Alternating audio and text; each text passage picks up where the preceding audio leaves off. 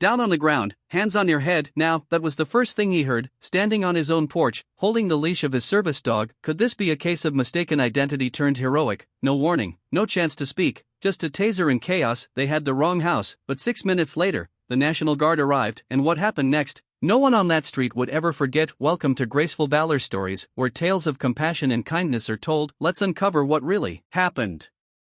Frank Delaney's house sat quietly at the edge of a cul-de-sac in Madison Heights, Virginia. It was a simple place, white siding, a screened-in porch, 2 rocking chairs that had seen better decades. The front yard was always trimmed neat, the flag out front changed for every holiday: Memorial Day, Veterans Day, 4th of July, never forgotten. Frank was 68, a retired master sergeant in the United States Army, 3 tours, 2 wounds, 1 lifetime of service that never quite let go of him. Inside the house, the past lived quietly. A folded flag in a triangular case sat above the fireplace. A few photographs, faded but proud, lined the mantel. Frank in uniform, a much younger man, Frank and his late wife, smiling under a maple tree. Frank with a newborn in his arms, now grown, now gone, off to a different kind of war called everyday life. He didn't talk much, didn't go out much, but the neighbors all knew him, Mr. Delaney. They'd say, passing by on morning walks, "How's Major doing today, Major?"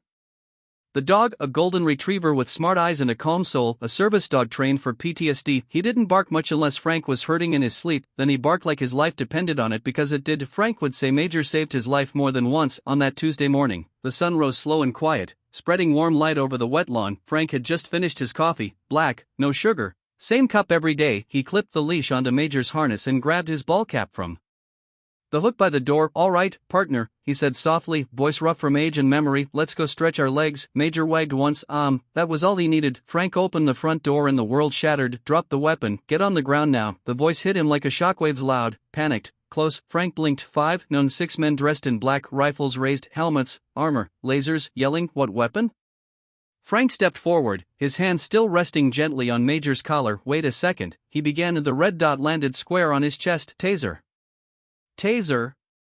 The sound cracked before the pain. His body arched, electricity coursed through his chest like lightning through a dry tree. His knees buckled, the leash slipped from his hand. Major barked, loud, protective, fierce. Another voice, this one sharper, younger, screamed, "Dog's aggressive, contain the animal." Frank hit the porch with a thud, cheek against the cool concrete. He couldn't move, couldn't breathe, could barely see. Major circled him, barking wild now, not to attack, but to protect, to shield. A boot crashed near Frank's shoulder, shouts flew overhead, orders, confusion, none of it made sense. His home, his porch, his tongue, and yet, it felt like a war zone. His heart pounded, erratic, terrified, not just of the pain, but of what they might do to Major. Could this chaos lead to an unexpected rescue? He tried to speak, to explain, to call out, but all that came out was a hoarse gasp.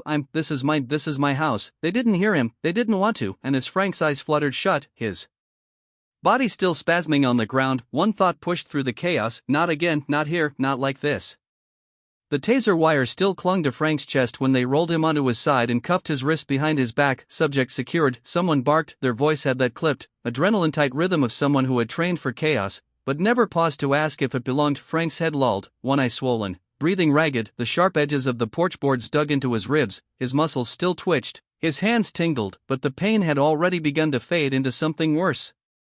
Disbelief. They were in his house now. He could hear them, boots on tile, furniture crashing, drawers flung open. Clear living room, clear. Check the basement door on the left. Go. The front door hung wide open, half off its hinge. Major, his dog, his lifeline, had finally gone quiet, held firm by an officer who had just noticed a service vest under the fur. "Wait," the officer muttered, kneeling, "this dog's registered." But no one was listening, not yet. Another crash, something glass. Frank winced. From where he lay, he could just make out the garden he tended all spring, rows of tomatoes, green beans. He remembered planting them with shaking hands. Major by his side. He wanted to speak, to shout, but his voice came out low and dry, like gravel. "My name is Frank Delaney, this is 121, Oak Street, this is my home." Silence, then something shifted. A man in tactical gear stepped onto the porch, glancing down at Frank, then back at the wrinkled warrant in his hand. He looked up at the number carved into the porch beam, 121, then his eyes slid next door, 123, Oak Street, identical house, same style, same paint, just one number off. He paled. "Captain," he called, we may have a problem." At that same moment,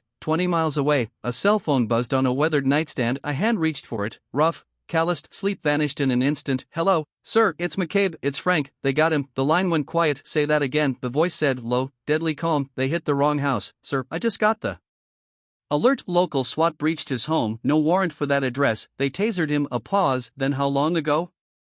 About 10 minutes, sir. The man didn't hesitate. Activate the standby team. I want Wills rolling in 3. Patch me through to National Guard Command. He ended the call, already reaching for his uniform. 6 minutes later, the rumble started. Not sirens, not choppers, something deeper, heavier. Frank's neighbors looked up from their kitchens and lawns as 3 olive-drab Humvees rolled into the cul-de-sac, followed by a troop transport, tires spitting gravel, windows dark. The convoy didn't slow, it deployed. Soldiers disembarked with surgical precision, forming a perimeter around both houses. Frank's and the real target next door. No words, no panic, just command. From the lead vehicle, a tall man stepped down. His boots hit the pavement like a gavel. Major General Charles Monroe, decorated, respected, feared by some, and once led by a younger Sergeant Frank Delaney, who had pulled him from a burning APC under enemy fire. He hadn't seen Frank in years, but he had never forgotten him, and when he'd gotten the call, he diverted his entire training exercise and came himself, because some debts aren't written on paper. Could this general's arrival rewrite a terrible mistake? Frank still lay on the porch, hands cuffed, house trashed, Major curled at his side now, subdued but watchful. The SWAT captain, flushed and stammering, was trying to make sense of the new arrival. General Monroe. Sir, we didn't know you're. This is a joint operation, Monroe said without raising his voice. This is a mistake. He knelt beside Frank, eyes sweeping over the bruises, the burns where the taser had struck. Frank, he said gently, it's Charles, can you hear me? Frank blinked, recognition flickered. Charlie. Monroe let out a tight breath. Yeah, I'm here, old friend. Frank's mouth twitched in something like a smile. Guess I missed the parade. Monroe stood slowly, then turned to the SWAT captain. You assaulted a decorated master sergeant on his own property, he said, voice low, because you didn't verify a house number. The captain tried to speak, but Monroe raised a single finger. My men will secure the block, your team will stand down now. But the warrant, the captain started. Monroe's gaze hardened. Your warrant says 123, you entered 121, you didn't just mess up a door, you violated a soldier sanctuary. He looked to his XO, get Delaney medical, get his dog checked, and someone clean up this damn mess. Neighbors stood at their windows, watching the SWAT team retreat in silence, watching the soldiers, Frank's soldiers, lift him gently from the ground, watching Major, unharmed, walk beside his master again, and in that moment, they understood. This wasn't just a mistake corrected, this was a line being drawn. A man they'd passed 100 times on the street had just been seen for who he really was, and someone had answered the call. Frank sat quietly in the back of the military medical transport, a thick wool blanket draped across his shoulders. His hands still trembled, not from injury, but from something harder to name. Major lay beside him on the floor, eyes closed, chest rising and falling in calm rhythm. A medic in uniform knelt next to the dog, gently inspecting the vest straps, checking paws, whispering soft praise as if speaking to a soldier. Frank watched the young man work, then turned his eyes toward the window. His house, his sanctuary, stood just beyond the glass, windows shattered, front door split at the frame. The American flag that once flew so proudly was crumpled in the dirt. It didn't look like home anymore, it looked like memory, like something stolen. Across the lawn, General Monroe paced with his phone pressed to his ear, voice low but firm. No, Governor, I'm not asking, I'm telling you, we need full coordination. This isn't about one man, this is about all of them. Yes, I understand protocol, I'm asking you to override it. He listened, nodded once, then ended the call. He exhaled slowly, eyes still on the house, then turned and walked back to Frank. You good? Monroe asked, his voice softer now. Frank didn't answer right away. He rubbed his palms together slowly, the tremor fading just a little. Then quietly, he asked, why?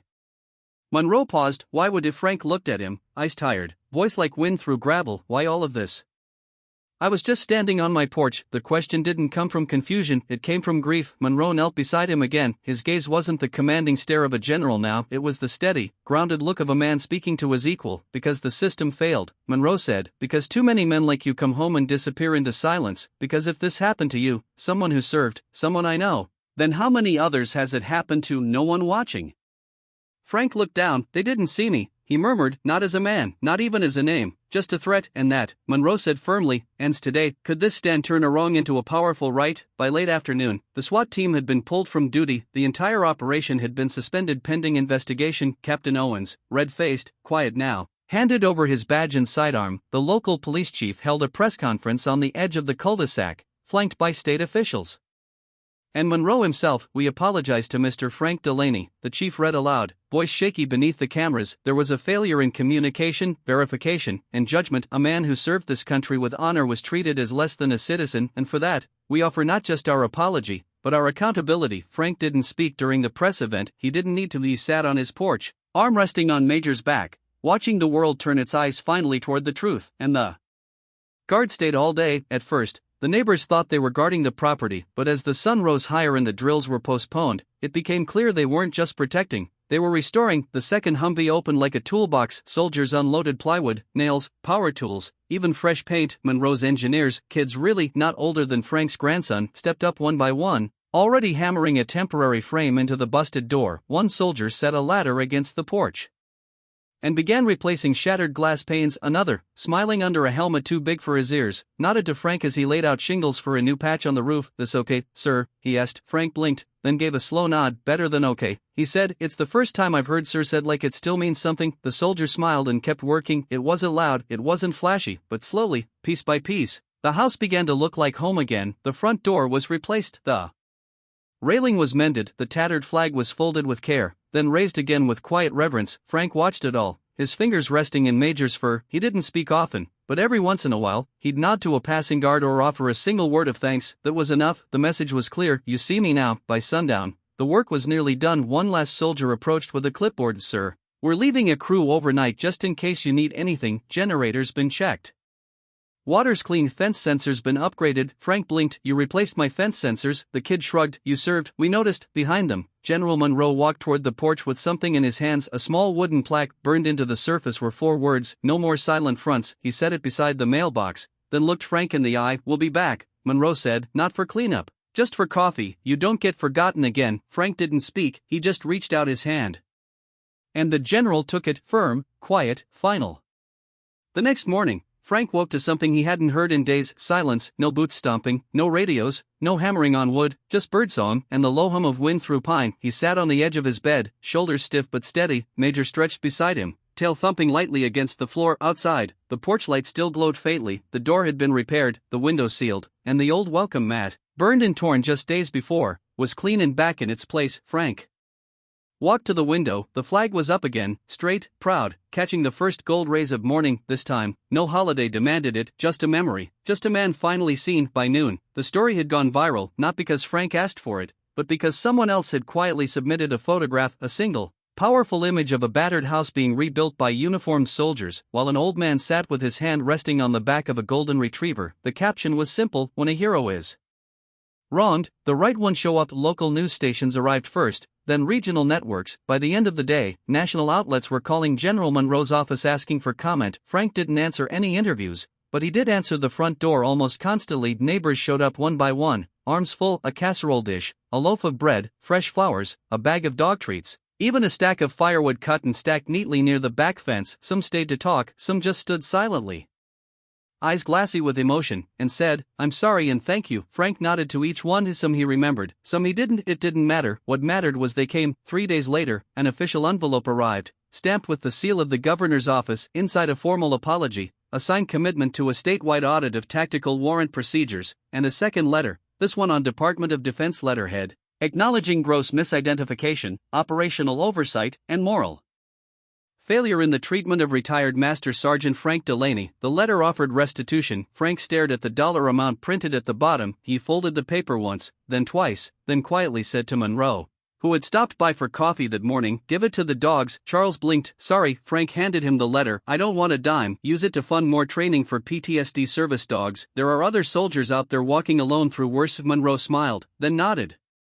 "Yes, sir." A week later, they held the ceremony, not in a government building, not under marble columns or behind polished podiums, but right there in Frank's front yard. It was small, unassuming the way Frank liked things. A single folding chair sat near the porch. Frank didn't use it. He stood beside Major, back straight, eyes steady. Monroe stood before him, dressed in full uniform. In his hands, a shadow box, inside it, a bronze medallion inscribed with 7 simple words: "For quiet valor in the face of silence." Monroe cleared his throat. "I've pinned medals on warriors in combat zones," he said quietly, "but none quite like this." He turned to Frank. "You stood when you could have folded, you stayed when no one saw you, and when the system forgot, you reminded us what strength really looks like." Frank said nothing. Monroe stepped forward and placed the medallion gently into his hands, and then without order, every soldier in attendance saluted, not because they had to, but because he had earned it. Across the lawn, Frank's neighbors stood in quiet rows, mothers holding children, elderly veterans in faded jackets, high schoolers with unsure eyes now filled with something steadier. Even the mailman stood still, cap over his heart, as Frank turned toward them. Monroe's voice carried across the breeze. "We didn't come here today to apologize." He paused. "We came here to stand beside the man who once stood for us." Frank looked down at Major, then out at the people gathered. No words, no speeches. He simply stepped onto the porch, raised one hand, and touched the edge of the flagpole. The stars and stripes waved gently overhead, not because it was Memorial Day, not because it was protocol, but because one man had been wronged and then remembered, and now finally seen. And for the first time in a long time, the town of Madison Heights understood something simple, something sacred. Quiet valor is still valor, and when the right people remember, the flag still flies. In our darkest moments, kindness still finds a way, often in the quietest places. Not everyone who helps wants recognition, some just need to know that today someone isn't going hungry, and sometimes that alone is enough to change a life. You may forget the story, but if no one retells it, history stays silent forever. Subscribe to Graceful Valor Stories, where justice is honored, kindness is remembered, and no act of quiet heroism is ever lost.